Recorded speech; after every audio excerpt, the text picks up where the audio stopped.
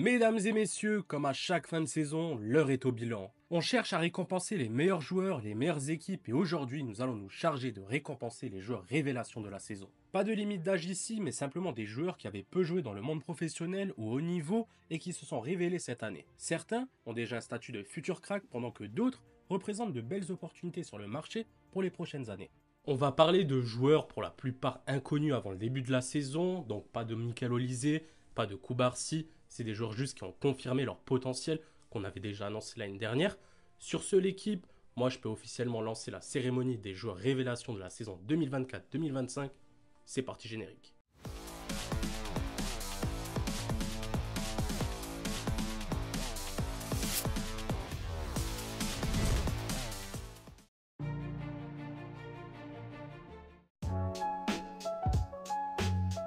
Dans la saison d'Annecy de la Roma, très négative dans la première partie et presque triomphale dans la seconde, le gardien serbe a été la constante positive. Le dernier rempart a en effet, même dans des moments les plus sombres, sauvé les résultats des Romains par des interventions miraculeuses. Parmi les dernières, la prestation exceptionnelle face à la Fiorentina. L'importance de Svilar est évidemment dans les chiffres. Le gardien a disputé 51 matchs sur 52 joués par la Roma, tout en réalisant pas moins de 19 clean sheets toutes compétitions confondues. Et bien logiquement, le gardien de 25 ans s'est vu se faire récompenser en fin de saison par le titre de meilleur gardien de la saison de Serie A, en plus de celui de meilleur joueur romain de la saison.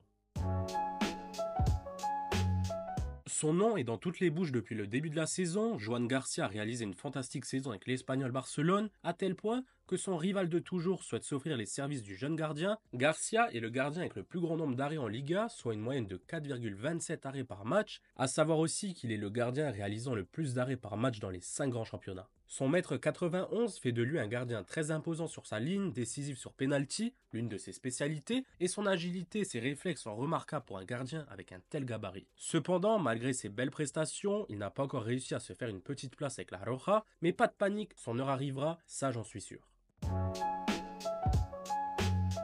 Et si le Bayern avait enfin trouvé le digne successeur de Manuel Neuer? Débarqué en janvier pour préparer la succession de Manuel Neuer, Jonas Surbig n'imaginait sans doute pas entrer si vite dans le grand bain. Pourtant, dès le début du mois de mars, le jeune gardien allemand a enchaîné les titularisations après la blessure du capitaine bavarois, un saut brutal dans l'élite pour celui qui évolue encore en D2 avec Cologne il y a 6 mois, et surtout qui n'avait jamais disputé de match en Bundesliga. On a tout de suite remarqué son bon jeu au pied, ses réflexes et surtout sa lecture du jeu très intéressante. Le journal Bild expliquait récemment que ses performances à l'entraînement étaient très impressionnantes et qu'il avait le meilleur taux d'arrêt à l'entraînement depuis un certain Manuel Neuer. À lui maintenant d'écrire sa propre histoire.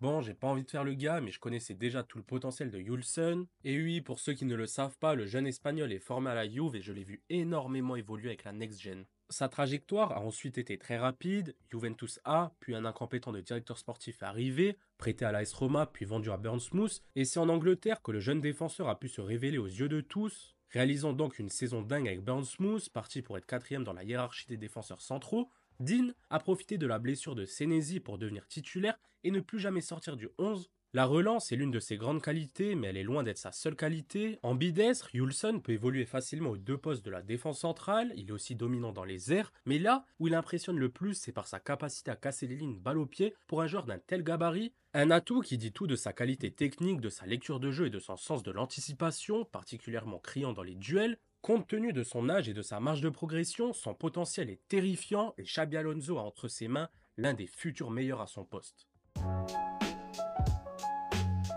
Débarqué cet été en provenance de Francfort, Pacho s'est parfaitement acclimaté au Paris Saint-Germain. Il est l'une des grosses satisfactions de cette saison parisienne. Pacho s'est rapidement imposé comme un patron de la défense aux côtés de Marquinhos. Recruté cet été contre 45 millions d'euros, bonus compris, l'international équatorien a apporté une sérénité incroyable dans l'arrière-garde francilienne. Très propre dans ses interventions, tout comme dans la relance, Pacho a toutes les caractéristiques du défenseur moderne par excellence. Très peu de personnes le connaissaient, donc on peut se le dire, ça a été une très belle pioche du Paris Saint-Germain.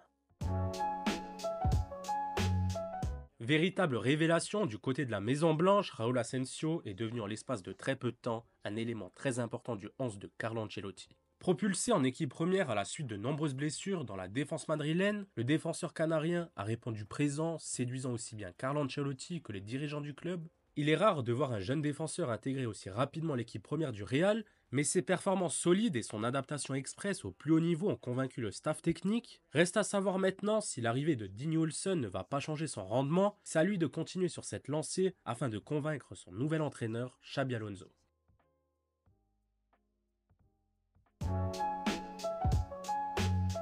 Lui, au moment où j'écris cette vidéo, n'a pas encore signé au Real Madrid, mais ce serait qu'une question de temps selon les dernières rumeurs. C'est à Benfica qu'Alvaro Carreras a confirmé tout le potentiel pressenti à Manchester United, où il n'a jamais eu sa chance. Son match face à l'Atlético de Madrid a été une véritable démonstration de ce que l'on attend d'un latéral gauche, mais il incarne surtout ce que recherche aujourd'hui le Real, afin de rééquilibrer son côté gauche, c'est-à-dire un latéral moderne qui est capable de répéter les efforts tout en défendant avec intensité et en créant du danger dans le dernier tiers. La future recrue de Xabi Alonso nous a tous bluffé cette saison par sa capacité à jouer haut tout en conservant une rigueur défensive rare chez les latéraux de nos jours. Ce gaucher rapide d'1m86 est bientôt de retour à la Maison Blanche. Le 22 septembre dernier, à 4 jours de fêter sa majorité, le jeune latéral est lancé dans le grand bain par Mikel Arteta. Il découvre la Première Ligue avec une entrée en jeu dans le temps additionnel d'un choc entre Arsenal et City. En quelques minutes, le rookie a le temps de voir John Stones s'égaliser à la dernière seconde et de se retrouver au milieu d'une petite échauffourée entre les deux clubs. Mais qui es-tu balance alors Erling Haaland à la tranche du jeune anglais. Repositionné par Arteta sur le flanc gauche, Lewis Kelly est un milieu axial de formation. Son usage comme latéral inversé a permis à Arsenal de créer une supériorité numérique en phase de possession. Ses points forts sont sa capacité à résister au pressing, son aptitude à casser les lignes en portant le ballon et sa faculté à sécuriser le jeu dans les zones centrales du terrain. Physiquement, l'Anglais dégage une présence impressionnante pour son âge, il est rapide, robuste dans les duels et il affiche une combativité constante. Arsenal a peut-être enfin trouvé son nouveau Ashley Cole. On passe à l'un de mes chouchous de cette saison, Diego Moreira. Joueur polyvalent qui peut évoluer dans les deux côtés, le Belge a été l'un des principaux acteurs de l'historique saison de Strasbourg. Quand Strasbourg décide d'investir 8 millions d'euros sur ce virevoltant ailier de 20 ans qui évolue à Chelsea, beaucoup de fans des Blues n'en reviennent pas. Puis arrive l'explosion à Strasbourg. Sous la houlette de Liam Rosenior, Diego Moreira découvre un nouveau poste, celui de piston gauche dans un système alsacien très énergivore. Capital dans le jeu très rapide développé par Strasbourg, il a amené constamment du danger dans la surface adverse avec des dribbles ou des remontées de balles pour déstabiliser l'adversaire, ce qui fait de lui l'un des meilleurs joueurs de la saison en Ligue 1, en plus d'être l'un des chouchous des réseaux sociaux avec sa bonne humeur contagieuse. Passé par l'AC Milan et l'AZ Alkmaar, c'est à Bournemouth que Milos Kerkez a explosé. Depuis le début de la saison, Milos Kerkez s'est distingué par ses prestations exceptionnelles, montrant qu'il est un élément indispensable pour son équipe. Avec 8 buts à son actif, Kerkez n'est pas seulement un défenseur solide, mais également un joueur capable de contribuer offensivement. Son pied gauche lui permet de délivrer des passes longues et des centres millimétrés, ajoutant ainsi une dimension supplémentaire à son jeu. À seulement 21 ans, il se positionne déjà comme l'un des meilleurs espoirs à son poste en Europe. Son désir de quitter Bournemouth pour un nouveau défi pourrait bien être réalisé cet été, surtout avec l'intérêt croissant de clubs prestigieux comme Liverpool qui chercherait un successeur à Andy Robertson. Chaque année, les Néerlandais nous sortent une pépite de leur centre de formation et cette saison, c'est au tour d'un latéral gauche de se dévoiler aux yeux du monde, Jorel Atto. Gaucher puissant, capable d'évoluer aussi bien en tant que latéral gauche que défenseur central, Atto a déjà tous les meilleurs clubs du monde à ses pieds. Après tout, qui ne voudrait pas d'un défenseur de 19 ans avec un tel leadership, une telle polyvalence et surtout une marge de progression énorme.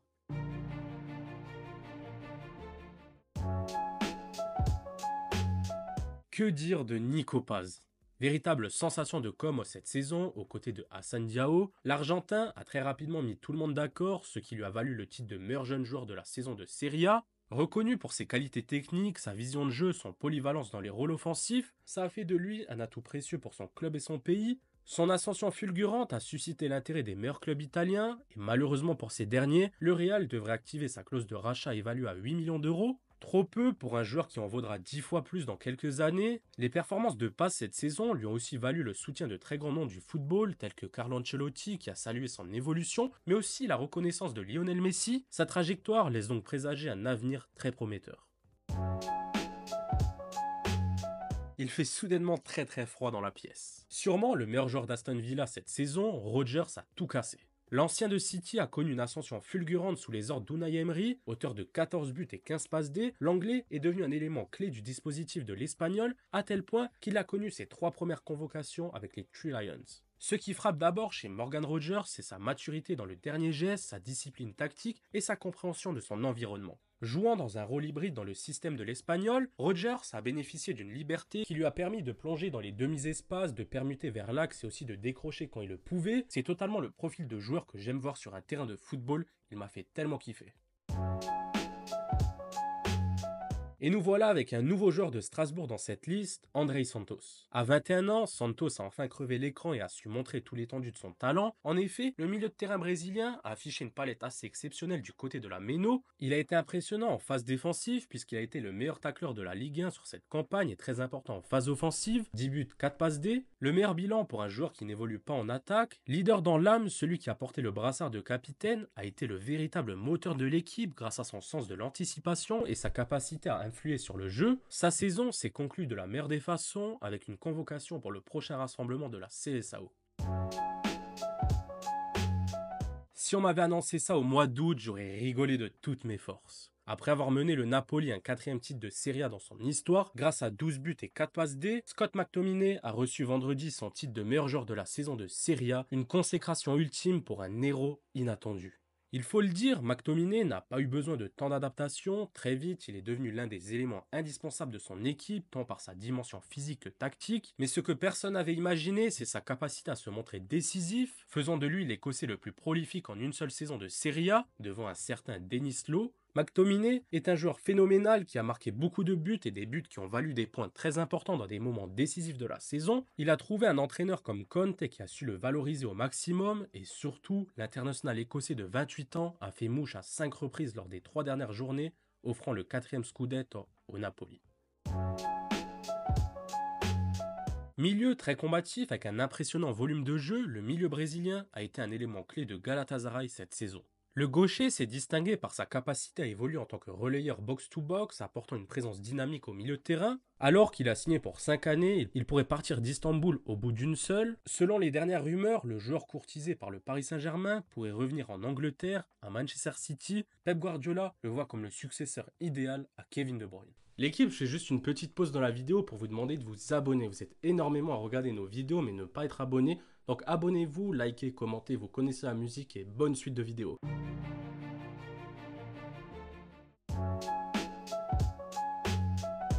En l'espace de quelques mois, après un été olympique passé sur le banc de l'équipe de France Espoir sans réellement briller, et un début d'aventure très compliqué à son arrivée au PSG, Désiré Doué s'est imposé depuis aux yeux de Luis Enrique et des supporters parisiens comme un maillon essentiel de l'attaque rouge et bleue. Il est désormais le nouveau chouchou du parc et ça c'est juste vu son incroyable technique quasi injouable en 1 contre 1 avec sa démarche chaloupée à la Neymar. Désiré est aussi un top athlète qui court partout, tout le temps et semble prendre autant de plaisir à exercer le pressing qu'à réaliser ses dribbles façon Joga Bonito. Il combine explosivité avec le ballon et agressivité sans, ce qui le rend très impactant. Avec ses qualités, il s'est intégré parfaitement dans le système de jeu de Luis Enrique, apportant dynamisme et dangerosité à l'équipe. Hâte de voir la suite. Âgé de 19 ans, le jeune Jesus Rodriguez est la révélation de la saison du côté de Betis, en plus de l'ailier brésilien Anthony. À seulement 19 ans, Rodriguez s'est rapidement imposé comme l'une des promesses les plus brillantes du football espagnol. Depuis ses débuts en décembre, Rodriguez a montré une grande maturité et un dribble impressionnant. Son ascension rapide a attiré l'attention de nombreux clubs européens. Ainsi, plusieurs équipes suivent de très près sa progression. Anthony, quant à lui, a retrouvé de sa superbe. Rapidement adopté par ses supporters avec 3 buts et une passe D lors de ses 4 premiers matchs, le joueur de 25 ans a retrouvé le sourire sous le soleil andalou, loin de son cauchemar mancunien. En plus d'une vingtaine de matchs disputés depuis son arrivée en janvier dernier, il a eu un impact déterminant avec 10 buts dont plusieurs golassos en pleine lucarne et 5 passes D, permettant au Verdi Blancos de terminer à la 6e place de la Liga et de retrouver une finale européenne. En plus de relancer totalement sa carrière, ses performances lui ont rouvert les portes de la sélection brésilienne après plus de 2 ans d'absence. Ce jeune ailier dribbleur de 17 ans avait été révélé au grand public en tout début de saison lorsque Roberto Martinez, le sélectionneur du Portugal, avait surpris tout son monde en le sélectionnant chez les A pour le début de la Ligue des Nations. À cette époque, Quenda, qui a rejoint le Sporting en 2019 en provenance de Benfica, venait d'être lancé pour la première fois en équipe première par Ruben Amorim et ne comptait que 5 matchs chez les pros après être sorti d'une bonne saison avec les U23 Lisboète. Polyvalent, Kwenda peut évoluer en tant qu'ailier, en tant que latéral droit, s'adaptant aux exigences tactiques de son entraîneur. Cette flexibilité a attiré l'attention de plusieurs grands clubs européens et c'est Chelsea qui a raflé la mise en s'offrant les services du Portugais pour une somme avoisinant les 52 millions d'euros. D'un crack portugais du Sporting à un autre du FC Porto, le nom de Rodrigo Moura est sur toutes les lèvres. Pour cause, le jeune talent du FC Porto, qui vient de terminer sa première saison pleine au plus haut niveau, a récemment été récompensé par une première convocation en équipe nationale. Très important dans le secteur offensif du Dragao, le Portugais s'est également démarqué en étant particulièrement décisif. Pour sa toute première saison au plus haut niveau, le jeune Portugais a inscrit 11 buts et délivré 4 passes D, des performances qui justifient une première sélection particulièrement attendue. Attaquant agile et rapide, capable d'évoluer aussi bien en milieu offensif qu'en ailier, la vivacité, la vitesse et la vision de jeu exceptionnelle de Moura fait de lui un joueur complet, même s'il reste encore à parfaire son physique. Sa capacité à se faufiler dans les espaces restreints rappelle les grands créateurs de jeux, et comment ne pas faire la comparaison avec l'immense Deco.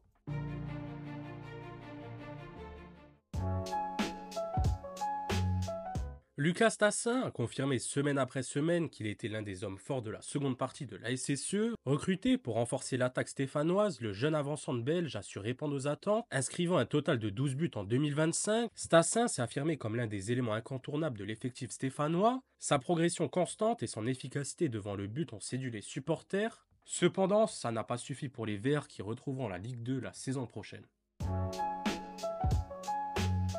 Restons encore un peu en France et comment ne pas citer Emmanuel Emega. Auteur d'une saison époustouflante avec Strasbourg, cette saison, Emega a démontré qu'il faisait partie des meilleurs attaquants de la Ligue 1. Le buteur strasbourgeois a inscrit la bagatelle de 14 buts et délivré 3 passes D en seulement 27 matchs en championnat. À Strasbourg, Emega a trouvé un environnement propice à son épanouissement au sein d'une équipe qui a réalisé une saison bien au-delà des attentes initiales. Puissant et doté d'une technique assez remarquable pour son profil longiligne, 1m95, le natif de Den Haag a pesé sur les défenses. De plus, celui qui pourrait quitter l'Alsace dans quelques jours s'est clairement amélioré face au but, c'est donc une affaire à suivre.